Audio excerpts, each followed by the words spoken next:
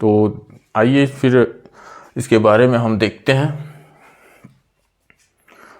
देखिए, जो ये पुलिस कांस्टेबल की जो वैकेंसी आई है वो इतनी ज़्यादा 6000 पद। अभी तक तो मैंने जब भी पहले तैयारी किया था, एग्ज़ाम दिए थे, आज तक इतने बड़ी मात्रा में इतनी सारी वैकेंसी एक साथ कभी नहीं आई थी। मात्र एक टीचर एग्ज़ाम है जिसमें 12,000 13,000 पोस्ट आते हैं, जो शिक्षक एग्ज़ाम परीक्षा होते हैं।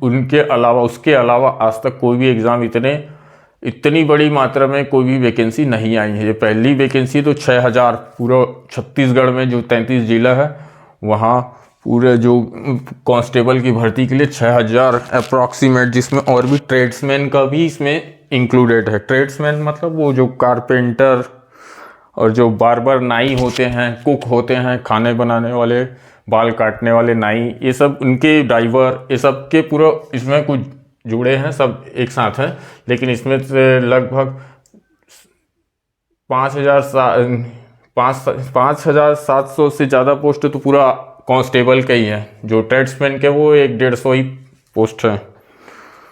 तो देखिए, जो टोटल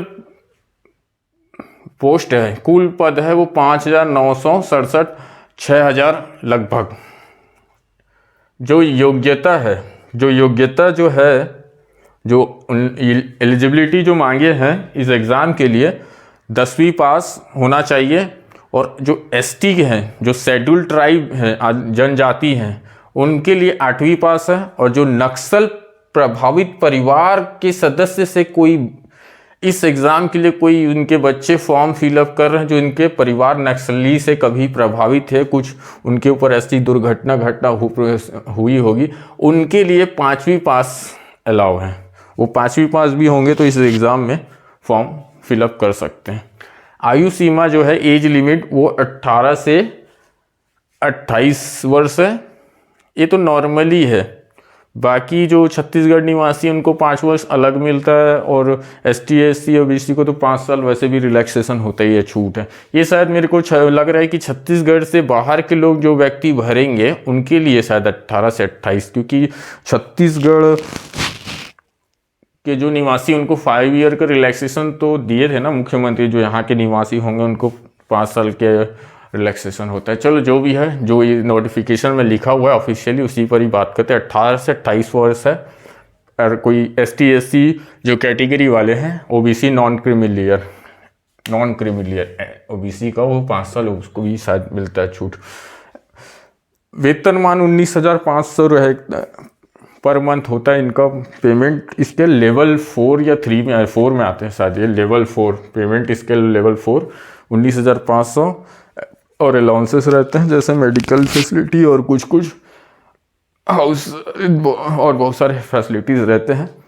जो इसका सिलेक्शन प्रोसेस है, चयन प्रक्रिया, सबसे पहले आपका शारीरिक नाप होगा। जो इसमें पास होगा, कोई योग्य होगा, वो लिखित परीक्षा के लिए बुलाए जाएंगे। लिखित परीक्षा होगा, एक ही पेपर होगा, सिर्फ एक ही पेपर होगा। और इसमें जो मेरिट लिस्ट बन के जो कट ऑफ होंगे, जो पास होंगे इसमें मेरिट लिस्ट पे, वो शारीरिक दक्षता के लिए बुलाए जाएंगे। और वो भी 100 नंबर का होगा।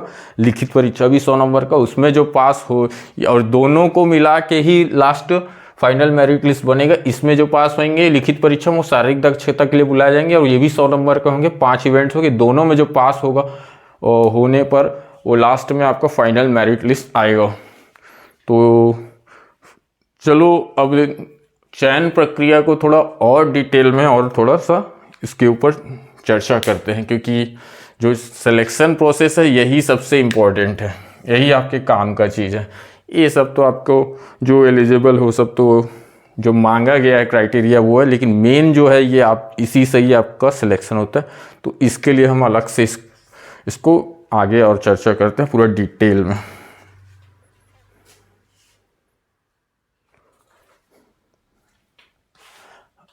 अब जो ये मेन सिलेक्शन प्रोसेस है, इसमें हम आते हैं, इसमें डिस्कशन करते हैं। ये जो सिलेक्शन प्रोसेस है, ये ही आपको पुलिस आरक्षक एग्ज़ाम क्लियर करने के लिए इसी में से आपको स्ट्रेटजी बनानी पड़ेगी। आप देख सकते हैं मैंने पूरे बोर्ड पर तीनों जो 3 स्टेजेस है उस तीनों स्टेजेस के बारे में डिटेल में बताया है। तो सबसे पहले आप देखिए फिज़िकल मेज़रमेंट। फिज़िकल मेज़रमेंट आपका शुरुआत में ही कंडक्ट कराते हैं वो डिपार्टमेंट के तरफ से। कहीं भी आपको जो भी संभाग वाइज संभाग वाइज कहीं भी आपको जो उनका वेन्यू है वहाँ आपको बुलाकर फिज़िकल मेज़रमेंट कंडक्ट कराएंगे। उसमें 4 ये इम्पोर्टेंट 4 मेज़रमेंट होते हैं। जो पहला हाइट मेज़रमेंट है जो 168 सेंटीमीटर मिनिमम होना चाहिए मेल कैंडिडेट्स के लिए, और फीमेल के लिए थोड़ा इससे कम होगा उनका क्राइटेरिया। और जो आपका सेकंड है वो चेस्ट मेज़रमेंट है।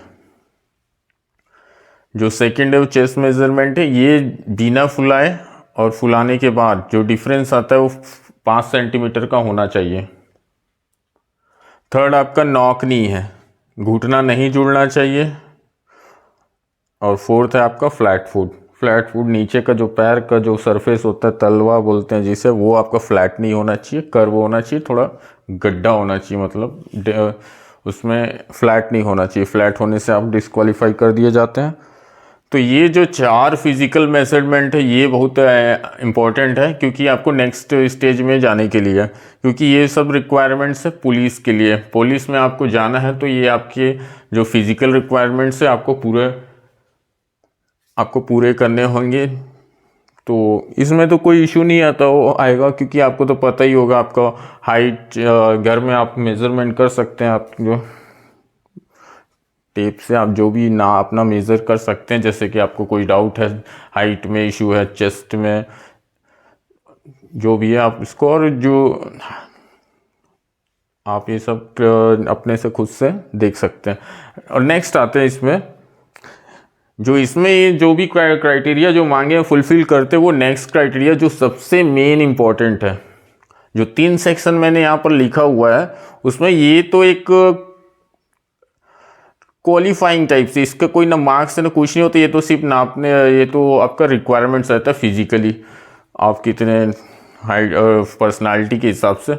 और सेकंड चीज़ जो है रिटन एग्ज़ाम, जो ये है the most important part of this selection process. ये जो रिटन एग्ज़ाम है 100 मार्क्स के होंगे। इसमें आपको पहले मैंने लिखा हुआ है, इसके अंदर जो भी एग्ज़ाम के अंदर जो भी आएंगे जो सब्जेक्ट्स जो आपके रिटन एग्ज़ाम में आएंगे वो लिखा हुआ है। पहला इंडिया एंड CGGS, जो भारत और छत्तीसगढ़ की सामान्य जानकारी है वो उसमें से क्वेश्चन पूछे जाएंगे। नेक्स्ट मैथ्स रीजनिंग है, मैथ्स एंड रीजनिंग, उसमें से भी आपके अच्छे खासे वेटेज होंगे। आई थिंक 20 से 30% तक के इसके वेटेज होने चाहिए, मैथ्स रीजनिंग दोनों मिला के 25-30 के समथिंग अराउंड होना चाहिए। उसके बाद नेक्स्ट है हिंदी इंग्लिश, इसका थोड़ा कम रहेगा, 10-10 क्वेश्चन आ सकते हैं। और उसके बाद नेक्स्ट है करंट अफेयर्स, और लास्ट में पुलिस डिपार्टमेंट लिखा हूँ, इसमें से 2-3 क्वेश्चन ऐसे ही पूछ देते हैं, सामान्य जानकारी, कुछ वेबसाइट या फिर साइबर क्राइम, कुछ टोल फ्री नंबर, और कुछ अभियान प्रोग्राम जैसे कि निजात प्रोग्राम हमारे बिलासपुर के SP साहब चला रहे थे, संतोष सिंह, और बहुत सारे लोना वारंट 2, और ऐसा बस्तर तरफ बहुत सारे प्रोग्राम्स, नक्सल मोमेंट और उनको जैसे है ना सलवा जुड़ू, ये सब मतलब पुलिस डिपार्टमेंट से कुछ ना कुछ उनके कार्यक्रम प्रोग्राम या उनके कोई ऐप, जैसे अभी अभिव्यक्ति ऐप जो महिलाओं के लिए हेल्प जो एप्लीकेशन लॉन्च किए थे उसके बारे में 3-4 बार लगातार एग्ज़ाम में पूछ चुके हैं। तो ऐसा कुछ पुलिस डिपार्टमेंट से भी पूछ देते हैं। तो ये आपका रिटन एग्ज़ाम पे यही रहेगा। अभी डिटेल सिलेबस आया नहीं है, ये एग्ज़ाम आपका आचार संहिता का कोड ऑफ कंडक्ट रिवोक होने के बाद होगा अभी, और उसका चांसेस पहले तो फिजिकली मेजरमेंट होगा, उसके लिए आपको भरपूर टाइम मिलेगा। ये तो इसमें बहुत बच्चे एग्ज़ाम फिलअप करेंगे क्योंकि पोस्ट भी वैसी है, 6000 के अराउंड पोस्ट है, तो 5-6 लाख बच्चे तो फॉर्म डालेंगे ही, तो उनका फिजिकल मेजरमेंट कराने के लिए बहुत टाइम लगेगा। 2 महीना लगभग मेरे ख्याल से लग सकता है। तो आपके पास पढ़ने के लिए बहुत अच्छा समय है, और अभी से तैयारी करेंगे तो आपका जो आपका इस तैयारी है बहुत अच्छा हो जाएगा। आपका पास होने के चांसेस, अच्छे नंबर ला के आप क्लियर करने के चांसेस आपके बहुत होंगे। तो फिर अब नेक्स्ट रिटर्न के बाद फिजिकल इफ़िशियंसी टेस्ट, ये जो है ये भी आईएमपी है, क्योंकि इम्पोर्टेंट है। ये सबसे ज़्यादा इम्पोर्टेंट जो है वो आपका रिटर्न एग्ज़ाम और फिजिकल टेस्ट है, क्योंकि फिजिकल मेजरमेंट में जितने भी डिस्क्वालीफाई होंगे और जो भी आएंगे वो ये दोनों पे ही उनका डिपेंड करता है। दोनों में रिटर्न एग्ज़ाम और फिजिकल इफ़िशियंसी, शारीरिक दक्षता परीक्षा में डिपेंड करता है कि उनका क्या होगा आगे सिलेक्शन प्रोसेस में। इन दोनों का ही बहुत बड़ा महत्वपूर्ण भूमिका है, क्योंकि ये दोनों 100 मार्क्स के होंगे और इसी के बेसिस पे आपका सिलेक्शन होगा। क्योंकि रिटर्न एग्ज़ाम 100 मार्क्स के होंगे, एक ही पेपर होगा, 100 मार्क्स का आएगा, और ये जो लिखा हुआ है इसी से ही क्वेश्चन आएंगे। ये जो सब्जेक्ट लिखे हुए India GS, India CG, maths, reasoning, Hindi, English, current affairs, police department, ये सब इन्हीं से आएंगे। और लास्ट फिजिकल इफ़िशियंसी टेस्ट, ये भी 100 मार्क्स के होंगे, और ये दोनों को मिला के 200 मार्क्स के में जो शायद इसमें पास होगा, मेरे ख्याल से एसआई में ऐसा ही हुआ था। जो रिटर्न में 100 में जो इसका कट ऑफ बनेगा मेरिट लिस्ट, उसमें कट ऑफ में जो क्लियर कर पाएंगे और जितने, तो उसको फिजिकल टेस्ट के लिए बुलाएंगे, पीईटी के लिए, शारीरिक दक्षता के लिए। तो आपको रिटर्न तो में तो बहुत तैयारी करना ही है, और फिजिकल इफ़िशियंसी टेस्ट भी साथ ही साथ आपको तैयारी करना है। आप देख सकते हैं फिजिकल में क्या क्या उनके इवेंट होंगे। 5 इवेंट होंगे 20-20 नंबर के, 5 इवेंट होंगे 20-20 नंबर के, टोटल 100 मार्क्स के होंगे फिजिकल इफ़िशियंसी टेस्ट। पहला आपका 1500 मीटर रनिंग होगा, जो 5 मिनट 30 मिनट ऐसा कुछ अराउंड आपको टाइम लिमिट दिया जाता है, जैसे एसआई में भी हुआ था ऐसा ही। 100 मीटर रेस होगा, रनिंग होगा, स्ट्राइड, और शॉर्ट पुट, गोला फेंक है, और एक लॉन्ग जंप और हाई जंप, लंबी कूद, ऊंची कूद। ये 5 इवेंट जो है,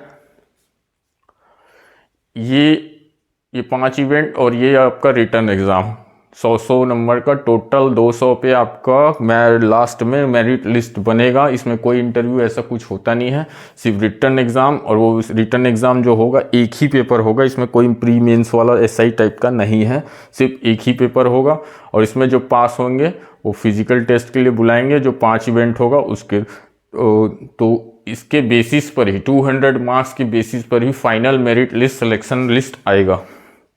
तो ये 2 आपके लिए सबसे इम्पोर्टेंट स्टेजेस हैं। इसको क्लियर कर लिए तो आप अपने लक्ष्य तक आराम से, आसानी से, इजीली पहुंच सकते हैं। तो इसमें एक चीज़ और मैं कहना चाहूँगा कि आप, हाँ, ये जो रिटर्न एग्ज़ाम और फिजिकल एग्ज़ाम है, कई लोग क्या करते हैं, कई लोग सोचते हैं कि हमारा फिजिकल तो ठीक है, रिटर्न बस में तैयारी करते हैं, रिटर्न अच्छा से निकालेंगे, फिजिकल निकल जाएगा, ठीक है। उनको भी कॉन्फिडेंस है, उनका फिजिकल एक्टिविटी अच्छा होगा, कोई डिफेंस की तैयारी करते हैं, CISF, CRPF, SSC, रेलवे, बहुत सारे डिफेंस निकलते हैं, तो उनका तैयारी करते हैं, तो उनका जो रनिंग वनिंग ये सब करते रहते हैं, तैयारी करते रहते हैं अपना खुद से, उनका अच्छा रहता है। तो लोग रिटर्न का थोड़ा ज़्यादा ध्यान देते हैं। सेम एज इट इज़, कई लोग जिनका रिटर्न अच्छा है, मतलब जो तैयारी कर रहे हैं, जो एग्ज़ाम का तैयारी करते हुए आ रहे हैं, जो बहुत सारे वनडे एग्ज़ाम और बहुत सारे कॉम्पिटिटिव एग्ज़ाम का तैयारी कर रहे हैं, उनके लिए वो सोचते हैं हम रिटर्न क्लियर कर लेंगे, फिजिकल और उनको थोड़ा सा टफ लगता है। तो मैं यहाँ पर ये कहना चाहता हूँ कि आप दोनों एग्ज़ाम को, जो रिटर्न और फिजिकल टेस्ट है, दोनों को बराबर इक्वल अमाउंट में आप ध्यान दीजिए, दोनों पे इक्वल मेहनत कीजिए। क्योंकि कई बार ऐसा होता है, कई सोचते हैं यार रिटर्न निकल जाएगा तो फिजिकल भी निकाल लेंगे, लेकिन फिजिकल बहुत दिक्कत होता है, निकलता नहीं है। फिजिकल के लिए आपको 4-5 महीने से लगातार तैयारी करते रहेंगे तो अच्छा उसमें स्कोर करेंगे, क्योंकि उसका भी मार्क्स जुड़ेगा तो आपको उसमें भी ज़्यादा स्कोर, मैक्सिमम स्कोर तो करना ही पड़ेगा सिलेक्शन लेने के लिए। इसलिए उसको हल्के में नहीं ले सकते। कई स्टूडेंट्स और कैंडिडेट्स यही सोचते हैं हमारा रिटर्न निकल जाए उसके बाद 1-2 महीना में कर लेंगे। कर तो लोगे, कुछ नंबर तो ला लोगे 100 में 40-50, लेकिन क्या पता है उससे मेरिट में आपका नाम आए या ना आए। तो इसको हल्के में नहीं लेना है, आप उसको अच्छे से तैयारी करते रहिए, एक साथ कीजिए। क्योंकि अभी भी विंटर का समय है आपके पास, अभी जो सीज़न है बहुत अच्छा है। सुबह उठिए 5-6 बजे, 1 घंटा दौड़ के आ जाइए, 1-2 किलोमीटर धीरे धीरे, शुरू में धीरे धीरे ऐसे करते रहेंगे तो जब तक आपका फिजिकल का टाइम आएगा उस टाइम तक आप बहुत स्ट्रांग हो जाएंगे। तो आपको फिजिकल में कोई प्रॉब्लम नहीं होगा। गोला फेंक में नहीं होता है, रनिंग में जो ज़्यादातर 1500 में बहुत लोगों को प्रॉब्लम होता है, क्योंकि ये 1500 मीटर जो है अचानक से आप नहीं दौड़ सकते। इसके लिए बहुत प्रैक्टिस चाहिए रहता है। 3-4 महीने या जो पहले से ही हमेशा रनिंग करते हैं उनको इजी पड़ता है। बाकी अचानक से कोई भी आके 1 महीने में दौड़ नहीं सकता, जो टाइम लिमिट रहता है उसके अंदर। तो इसलिए आपको, और आपका स्ट्राइड रनिंग ही सबसे मेन है। आपका रनिंग जितना अच्छा होगा, फास्ट होगा, उतना ही आप 100 मीटर रनिंग में भी अच्छे टाइम से क्रॉस करेंगे। और लंबी कूद, ऊंची कूद में भी रनिंग का बहुत बड़ा महत्व रहता है, क्योंकि लंबी कूद और जो रहता है लंबी लॉन्ग जंप, वो स्पीड में आपकी जो रनिंग स्पीड रहता है उसके एक्सेलरेशन से ही आप वो लंबा जो लॉन्ग डिस्टेंस तक आप कवर करते हैं। तो रनिंग बहुत ही इम्पॉर्टेंट चीज़ है, तो इसको अभी से ही ध्यान दीजिए। और रिटर्न 1 घंटा रोज सुबह दौड़ने जाइए, शाम को या जब भी आपको टाइम मिले। और रिटर्न का तो अभी से तैयारी करना पड़ेगा। दोनों ही एक ही साथ करेंगे तो आपको बहुत ज़्यादा फ़ायदा होगा। और लास्ट में आप सिलेक्शन ले सकते हैं, क्योंकि आप दोनों जो स्टेज है, जो रिटर्न और फिजिकल, दोनों में आप अच्छा तैयारी रखेंगे तभी फाइनल लिस्ट में आपका नाम ला पाएंगे, सिलेक्शन ले पाएंगे।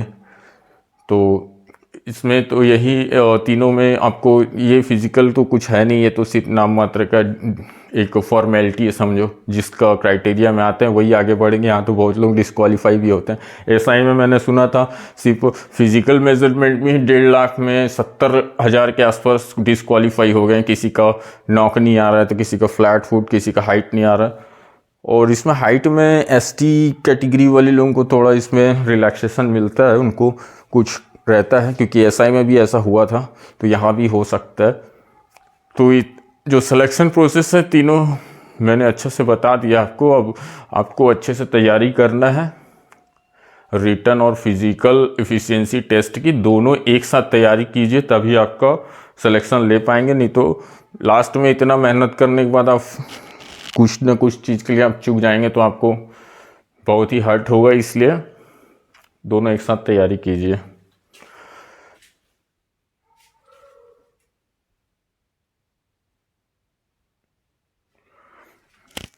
अभी नेक्स्ट देखिए, अब रिटन एग्ज़ाम को थोड़ा डिटेल में डिस्कशन कर लेते हैं। उसके एग्ज़ाम स्ट्रेटेजी और एग्ज़ाम में कौन कौन से सेक्शन और कौन कौन से सब्जेक्ट से क्वेश्चन आते हैं।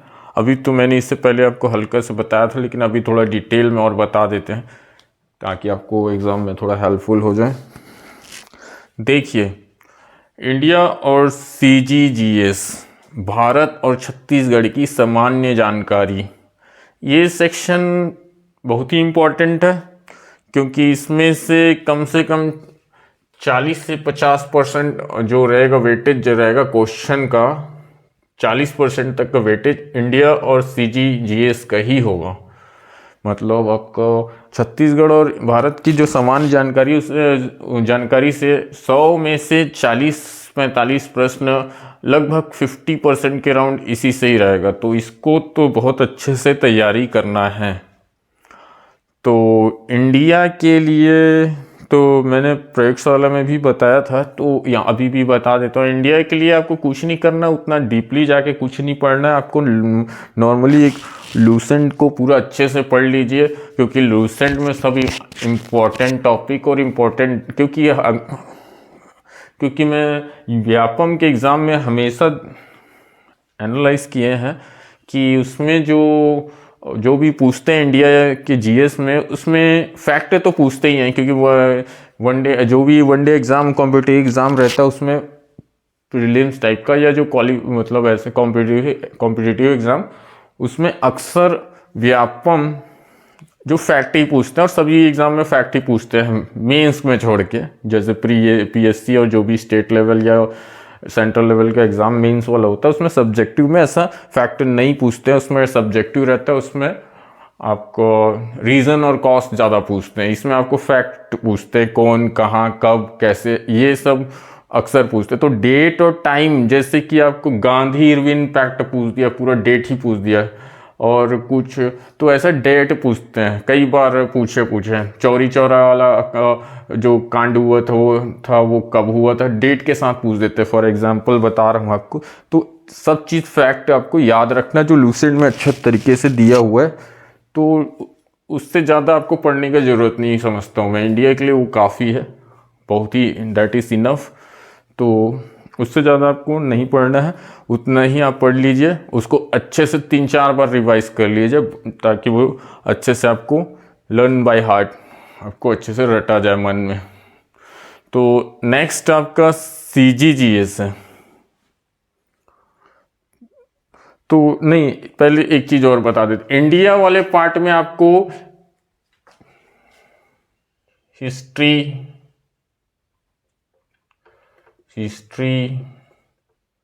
पॉलिटी और ज्योग्राफी, फिलॉसफी भी देख लेना, क्योंकि पिछले बार अभी जो रिसेंट में एग्ज़ाम हुआ है SI का, उसमें प्री में फिलॉसफी के 5 क्वेश्चन पूछ दिए थे दर्शन शास्त्र से, बुद्धिज्म और जैनिज्म, आपका षट दर्शन जो स्कूल ऑफ फिलॉसफीज है जो है ना, उसमें से तो फिलॉसफी का से आप देख लीजिएगा। और ये 3 तो इम्पोर्टेंट होता है, इससे तो हमेशा हर एग्ज़ाम में क्वेश्चन आते हैं, फिलॉसफी और इन्वायरमेंट, और 2 ऐसी मतलब हल्के हल्के सब, इसमें से कुछ कुछ 1-2 क्वेश्चन तो आएंगे ही, लेकिन ये जो इम्पोर्टेंट कोर सब्जेक्ट होता है इसमें से ज़्यादा आते हैं, हिस्ट्री, पॉलिटी, ज्योग्राफी। और नेक्स्ट इसमें से साइंस में से भी आ सकते हैं, साइंस से तो आएंगे क्योंकि साइंस भी तो पूरा GS का ही पार्ट होता है। तो साइंस का भी जो देख लेना आप, अच्छे थोड़ा लाइट चैप्टर देख लेना, इलेक्ट्रिसिटी देख लेना, जो मिरर कॉन्वेक्स लेंस या कॉन्केव लेंस मिरर से आता है, रिफ्रैक्शन से, लाइट से, इलेक्ट्रिसिटी से, वो लूसेंट मैचेस दिया हुआ है हल्का। आप हर चीज़ तो आपको पढ़ के ही जाना, बिना पढ़े छोड़ नहीं सकते किसी को, छोड़ोगे तो आपको 1-1, 2-2 नंबर जो छूटता है वही आपको रैंक पीछे कर देता है। और नेक्स्ट आपका CGGS में बात करते हैं। CGGS में बहुत लोग ने, अभी मैंने प्रयोगशाला का वीडियो बनाया था, उसमें कई लोग बोल रहे थे CG को कैसे पढ़ना चाहिए। CG को तो आप पूरा डिटेल में कई बार, क्योंकि CG आप छत्तीसगढ़ में एग्ज़ाम दिला रहे हो, CG का हर एग्ज़ाम में बहुत वेटेज रहता है, हर एग्ज़ाम में इसका क्वेश्चन आता है। तो CG के लिए आपको तो पूरा पढ़ना चाहिए, लेकिन फिर भी हमेशा CG का कुछ, जैसे आपके पास टाइम नहीं है CG का कुछ पढ़ना है, तो CG का हमेशा हिस्ट्री और जो आर्ट एंड कल्चर है, आर्ट एंड कल्चर, जो जनजाति, आपका त्यौहार, पर्यटन स्थल और जनजाति से रिलेटेड सब चीज़, जो भी उनके कल्चर है, ट्रेडिशन है, खान पान है, जो भी उनका, जो कहाँ कहाँ आपके जो ट्राइब से वो रिसाइड करते हैं, छत्तीसगढ़ एरिया में, नॉर्दर्न साइड, साउदर्न साइड, तो हर चीज़ आपको जनजाति, ये हिस्ट्री और ये जनजाति वाला सेक्शन से हर एग्ज़ाम में सबसे ज़्यादा क्वेश्चन आते। तो हमेशा आपके पास टाइम नहीं है पूरा पढ़ने का CG, वैसे तो अभी इस एग्ज़ाम के लिए बहुत टाइम है, लेकिन कोई एग्ज़ाम होता है जो जल्दी कंडक्ट हो जाता है, तो CG को पढ़ नहीं पाते।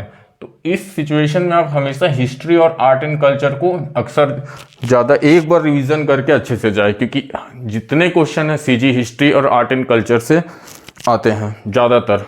और जियोग्राफी तो है ही है इम्पॉर्टेंट, लेकिन जियो बहुत इजी लगता है सबको, छत्तीसगढ़ का नदी, पहाड़, नेशनल पार्क, उद्यान, अभ्यारण्य, है ना, आपका नेचुरल रिसोर्सेज जो भी संसाधन है, प्राकृतिक संसाधन, कोयला, लोहा, बॉक्साइट, ये सब कहाँ मिलता है, टीन, कोरेंडम, ये सब, तो वो सब आपको इजी लगता है ये वाला पार्ट। तो इसलिए हमेशा आर्ट एंड कल्चर और हिस्ट्री को ज़्यादा मतलब अच्छे से पढ़ के, और ये हमेशा तगड़ा होना चाहिए, स्ट्रांग होना चाहिए आपका हिस्ट्री और आर्ट एंड कल्चर। नेक्स्ट है आपका हिंदी और इंग्लिश, और इसके बारे में तो बता ही चुका हूँ कि छत्तीसगढ़ का आपको करना कैसे है। आप कहीं भी कोई भी रिसोर्स से पढ़ें, अच्छा, कोई प्रॉब्लम नहीं है, लेकिन अच्छा से पढ़ें। कोई भी बुक, ऐसा कोई, मैं पर्सनली कोई ऐसा बुक मैं किसी को रिकमेंड नहीं करता हूँ, लेकिन मैं अपने तरफ से बता देता हूँ, आपको जो अच्छा लगता है, HR पटेल का ठीक है, उसी से पढ़ लिया करो, आपको जो अच्छा लगता है उससे पढ़ सकते हैं। हिंदी और इंग्लिश, हिंदी का जो वदानिया पब्लिकेशन का बुक है, विनय पाठक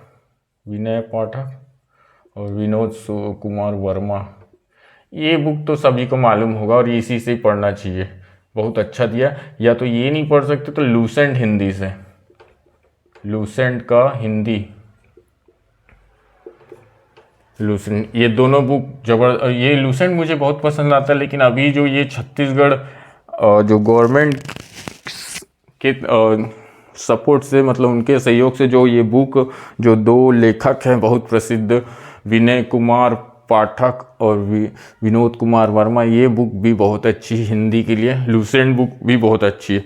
और इंग्लिश के लिए तो आप लूसेंट के ही पढ़ना, लेकिन बहुत ज़्यादा गहराई में, बहुत ज़्यादा डिटेल में, बहुत ज़्यादा रूल्स दिए, लेकिन लूसेंट में सेलेक्टिव छाट कर आप सेलेक्ट कर के लूसेंट इंग्लिश से पढ़ सकते हैं। बहुत बेहतरीन बुक है ये लूसेंट का इंग्लिश से। आप इंग्लिश की तैयारी करो।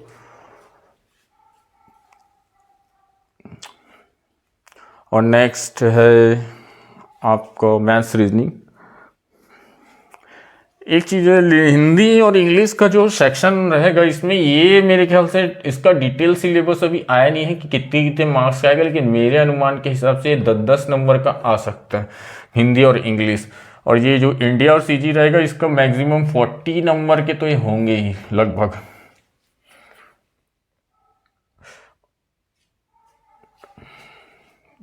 फोर्टी के आसपास ही होगा।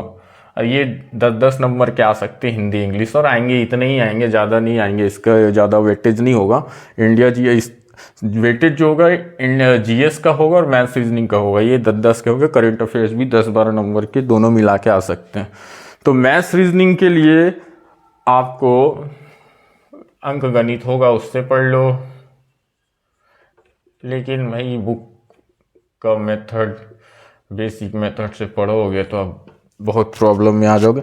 अभी जो मैं मैथ्स का जो अभी सीरीज़ चल रहा है, जो मैं अभी वीडियो अभी डाला हुआ हूँ, 3 पार्ट 3 डाला हुआ हूँ, वो जितने भी व्यापम के अभी रिसेंट के अभी एग्ज़ाम हैं, 2022-23 में ही एग्ज़ाम हुए, चाहे वो पर्यवेक्षक हो, महिला पर्यवेक्षक, दोनों, खुली भर्ती, सीधी भर्ती, SI प्री मेंस हो, लेबर इंस्पेक्टर हो, अपेक्स बैंक हो, और उससे पहले भी और पिछले और कई जो पिछले वर्ष एग्ज़ाम हुए, उनके सारे मैथ्स जो एग्ज़ाम में आए हैं वो अभी मैं सॉल्व करवाता हूँ। उसको सॉल्व करने का अप्रोच भी नया नया, जो इजी वे में और जल्दी से हम उसको डील कर पाए, ऐसा अप्रोच मैं अभी बताता हूँ। देख सकते हो, बहुत हेल्पफुल होगा, क्योंकि कंपटीशन एग्ज़ाम में आपको बेसिक मेथड से सॉल्व करने से कोई भी मतलब का नहीं है। एक्स लेके इतना लंबा चौड़ा सॉल्व करोगे, तब तक उतने में कोई दूसरा स्टूडेंट जिसको अच्छा सा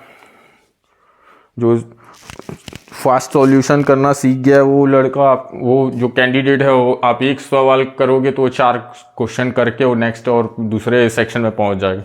तो उससे आप लैग करते हो। तो आप हमेशा ये सोचो कि क्योंकि हमें इसमें आंसर निकालने से मतलब है, वो भी सही आंसर, तो हमें कोई मतलब नहीं कि बेसिक मैटर मेंस थोड़ी देना है आपको। प्री CGPSC मेंस होता है, उसमें एक्स लेके माना कि ये, फिर ये स्क्वायर कर रहे हैं, फिर ये कर रहे हैं, हर एक स्टेप, इसमें आपको आंसर चाहिए, बस आपको आंसर से मतलब है। जितना आप शॉर्ट में उस मैथ्स को सॉल्व कर पाएँ और टाइम बचा पाएँ। मैथ्स रीजनिंग सबसे खतरनाक इसलिए, ये तो ऐसे कई लोगों को टफ पड़ता ही है, और ख़ासकर ये टाइम टेकिंग होता है। जो ये सेक्शन होता है टाइम टेकिंग होता है, और इसमें जैसे आपको 30 क्वेश्चन दे दिया ना, तो आपका कई लोग तो इसमें 1 घंटा बर्बाद कर देते हैं सॉल्व कर करके, दिमाग लगा लगा के। जिनका अच्छा है वो तो आधा घंटा में ही कर देंगे। तो ये टाइम टेकिंग रहता है, तो ये आपका टाइम बहुत कंज्यूम करता है। इसलिए आपको मैथ्स और रीजनिंग को हमेशा फास्ट अप्रोच रखना है। जितने फास्ट सॉल्यूशन करना सीख जाएंगे उतना ही आपको हर एक, क्योंकि कई स्टूडेंट्स ऐसे कैंडिडेट्स हैं जो मैथ्स रीजनिंग को सॉल्व करते करते इतना टाइम अपना वेस्ट कर देते कि दूसरे सेक्शन पे जा ही नहीं पाते। कभी कुछ लास्ट में तो फिर जो 2 घंटा का पेपर है, 2 घंटा होने वाला रहता है, लास्ट मोमेंट में कुछ कुछ छूट जाता है, जो आता है उसको भी अटेम्प्ट नहीं कर पाते। तो इसलिए इसको थोड़ा सा फास्ट अप्रोच रखना ज़रूरी है। अभी मैं जो मैथ्स करवा रहा हूँ आप उसको देखना, आप अच्छे से देखना। थोड़ा सा लाइटिंग का थोड़ा शुरू में इशू होता है वीडियो में, लेकिन बाकी अब उसमें जो बताया गया आप देखोगे तो लगेगा यार सच में बहुत अच्छा अप्रोच बताए हैं करके। आप देखिए उस वीडियो को, 3 वीडियो अपलोडेड है, अभी और भी आएंगे अभी उसमें। फिर इसमें देखिए मैथ्स में आपको अंक गणित है, इसमें आप प्रैक्टिस करने के लिए कर सकते हैं। आपने नए नए जो मेथड सीखी है, लेकिन प्रैक्टिस आप तो बुक से ही करेंगे। क्वेश्चन का जो पूरा कंपाइलेशन है वो बुक में ही होता है हर एक चैप्टर का, तो बुक से आप सिर्फ प्रैक्टिस करिए। और नए नए जो अप्रोच है वो आप कहीं से सीखो, मेरे से सीखो, कोई सर से सीखो, अच्छा से सीखो, फास्ट सॉल्व करने का तरीका सीखो। रीजनिंग का भी आपके पास होगा, RS अग्रवाल, परफेक्ट रीजनिंग, बहुत सारे बुक आते हैं। जो भी आपके पास है उसमें रीजनिंग सब एक ही होते हैं, तो जो भी है आप उसका तैयारी कर लो अच्छे से रीजनिंग के लिए। ये जो सेक्शन होगा ये टाइम टेकिंग होता है मैथ्स रीजनिंग। जहाँ पर ये ज़्यादा इसका वेटेज रहता है क्वेश्चन का, वहाँ लोग फंस जाते हैं, क्योंकि इसको सॉल्व करते उनकी हालत ख़राब हो जाते हैं और बहुत टाइम लगा देते हैं सॉल्व करने में, जिससे उनका और क्वेश्चन जो बनने वाला क्वेश्चन है वो छूट जाता है। अब लास्ट आते हैं करंट अफेयर्स में। करंट अफेयर्स देखिए, करंट अफेयर्स तो आपको 6-7 महीने का 1 साल है पढ़ लेना पूरा। जो भी अब आप कौन से करंट अफेयर्स पढ़ते हो नहीं पता, BK नायक पढ़ लेना, अर्जुना पढ़ सकते हो, छत्तीसगढ़ योजना चक्र आता है वो पढ़ सकते हो। और इसके साथ साथ करंट अफेयर्स के साथ साथ एक चीज़ और है, क्योंकि हम अलग से छत्तीसगढ़ में इकोनॉमिक्स नहीं पढ़ते हैं, न इंडिया में नहीं पढ़ते इंडिया, तो ये जो इकोनॉमिक्स सेक्शन है वो ऐसे अलग से पढ़ने का कोई ज़रूरत ही नहीं है। आप इकोनॉमिक सर्वे को देख लोगे, इम्पोर्टेंट जो इसके फैक्ट्स है ना, पब्लिक फाइनेंस से आपका GDP, ये सब से कौन से सेक्टर में कौन सा ज़्यादा कंट्रीब्यूशन हुआ, कौन सा है ना, तो ये सब इकोनॉमिक सर्वे में रिसेंट का देख सकते हैं। जो डायरेक्टली क्वेश्चन हर एग्जाम में आता है, 1-2 क्वेश्चन 3 क्वेश्चन तो आ ही जाता है, तो फायदा रहता है। तो इकोनॉमिक सर्वे भी पढ़ लेना। पुलिस डिपार्टमेंट से इसलिए कह रहा हूँ क्योंकि पुलिस का ही एग्ज़ाम है, और पुलिस वाला हमेशा पुलिस विभाग से 2-3 क्वेश्चन कहीं ना कहीं पूछता ही है। जैसे प्री में 2 क्वेश्चन मुझे याद आ रहा है। एक पूछा था टोटल थाने कितने हैं छत्तीसगढ़ में, टोटल थाने कितने हैं, पुलिस ऐसा ही प्री में आया हुआ था, तो पुलिस डिपार्टमेंट से था वो क्वेश्चन। एक था एक बुलेट के ऊपर पूछा था, उसका जो बोर होता है 3.0 कितना 6, ऐसा कुछ क्वेश्चन आया था। 2 क्वेश्चन ऐसा ही पूछ दिया था, तो पुलिस डिपार्टमेंट से कुछ ना कुछ ऐसा पूछ देता है, इसलिए इसको कहीं से कुछ सोर्स मिलेगा पढ़ने का तो पढ़ लीजिए। इसमें क्या है, कुछ प्रोग्राम चला रहे हैं पुलिस डिपार्टमेंट की तरफ से, कोई पब्लिक अवेयरनेस प्रोग्राम है, जन जागरूकता अभियान है, वो पढ़ लो। महिला के सुरक्षा के लिए कुछ चीज़ कोई हुआ है तो वो पढ़ लो। नक्सलाइट क्षेत्र में कुछ उनके वहाँ के एरिया के लिए, कुछ वहाँ के क्षेत्र के लिए कुछ अच्छा पुलिस विभाग द्वारा कुछ अभियान चलाया गया हो, उसको पढ़ लो। पुराना जो सलवा जुड़ुम लोना वारंटू और कई तो बहुत सारे अभियान पहले चले हुए हर एक डिस्ट्रिक्ट, नक्सलाइट अफेक्टेड डिस्ट्रिक्ट्स में, ये सब वो सब पढ़ लो। मतलब आपको हल्का इसका मतलब पता होना चाहिए कुछ ना कुछ। ज़्यादा दिक्कत है इसके साइट में चले जाना, कुछ उसमें अच्छे फैक्ट रहते हैं। पुलिस डिपार्टमेंट का जो साइट होता है CG Police Government.in, उसका साइट में जाके और कुछ कुछ देख सकते हो, उनके उपलब्धि जो भी रहते हैं, उनके अचीवमेंट्स वहाँ उसमें लिखे होते हैं, तो वहाँ से आप डायरेक्ट पढ़ सकते हो। और इसके अलावा रिटन एग्ज़ाम में कुछ आएगा नहीं। आपका जो मेन जो फोकस होना चाहिए, वैसे तो सभी में होना चाहिए, लेकिन ज़्यादा वेटेज वाले को आप ज़्यादा मेहनत करना पड़ेगा ताकि उसमें नंबर ला सके। तो मैथ्स रीजनिंग को थोड़ा ज़्यादा देखना है इसमें, और इंडिया सीजी और जीएस को। हिंदी इंग्लिश 10-10 नंबर के आएंगे, और हिंदी इंग्लिश आपको, इंग्लिश थोड़ा टफ होता है, मतलब टफ नहीं होता है, लेकिन कई लोगों को लगता है कि हम मतलब, तो हिंदी और इंग्लिश वैसे भी ज़्यादा नंबर की वेटेज नहीं है, तो इसमें उतना ज़्यादा नहीं। हिंदी तो आपसे अच्छा ही होगा जिनको बहुत स्ट्रांग रहता है कई लोगों का, हिंदी ग्रामर व्याकरण ये सब। इंग्लिश थोड़ा देख लेना, इंग्लिश तो मैं भी पढ़ाऊँगा ही। तो इंग्लिश में क्या है, कुछ पढ़ना नहीं है। इंग्लिश में ज़्यादातर आपको नरेशन देख लेना, इनडायरेक्ट डायरेक्ट स्पीच, वॉइस देख लेना, स्पेलिंग मिस्टेक करेक्ट करने वाला वर्तनी शुद्ध इंग्लिश में, और आपका वन वर्ड सब्स्टिट्यूशन, यही इंपॉर्टेंट है उसमें से। और क्या 5-10 क्वेश्चन आते हैं उसमें, यही सब आते हैं, और कुछ स्पेलिंग मिस्टेक वाला आएगा, एरर वाला, वन वर्ड सब्स्टिट्यूशन आएगा, आइडम्स फ्रेज आ सकते हैं, या तो फिर वो adjective, preposition, article, narration, indirect direct and indirect speech, voice, ये सभी आता है जो इंपॉर्टेंट उसके जो टॉपिक्स है, उससे बाहर से नहीं आता। उतना आप सीख जाओगे तो 10 में से 5-6 तो बना ही सकते हो। तो रिटन एग्ज़ाम का यही स्ट्रेटेजी होना चाहिए। आप इंडिया जीएस और सीजी जीएस में ज़्यादा फोकस करना, और मैथ्स रीजनिंग, इसी का वेटेज और इसका दोनों का ज़्यादा होगा। करंट अफेयर्स तो पढ़ ही लेना, वो तो रटने वाला काम है। एग्ज़ाम के लगभग 6 महीना पहले, और जो अभी कुछ रिसेंट में इवेंट्स हुए हैं, वो सबको थोड़ा ज़्यादा देखना है ना। जैसे अभी इलेक्शन होगा तो जो जीतेगा, नया मंत्रिमंडल बनेगा, वो सब बारे में पूछ सकते हैं, कितने सीट से कौन जीता, कहाँ लेडीज जीत, कितने सीट पर लेडीज थी, लेडी फीमेल कैंडिडेट, ये सब इलेक्शन से। और अभी आईसीसी वर्ल्ड कप, ये सब स्पेस, ये सब करंट अफेयर्स है, आप उसको पढ़ लीजिए, है ना। ये तो बाकी और सब ठीक है। ये 2 सेक्शन में ज़्यादा आपको फोकस रखना चाहिए। हिंदी इंग्लिश में तो कम ही, मतलब अच्छे से करना है, लेकिन इसको ज़्यादा टाइम देना है ये दोनों में। और मैथ्स में बहुत ज़बरदस्त शॉर्ट ट्रिक नहीं है, मतलब शॉर्ट फास्ट अप्रोच बोल सकते हैं। ट्रिक कुछ नहीं होता है, जल्दी सॉल्व करने के लिए उसको शॉर्ट बना के करते हैं, उसी को शॉर्ट ट्रिक बोलते हैं। ट्रिक ऐसा कुछ होता नहीं है।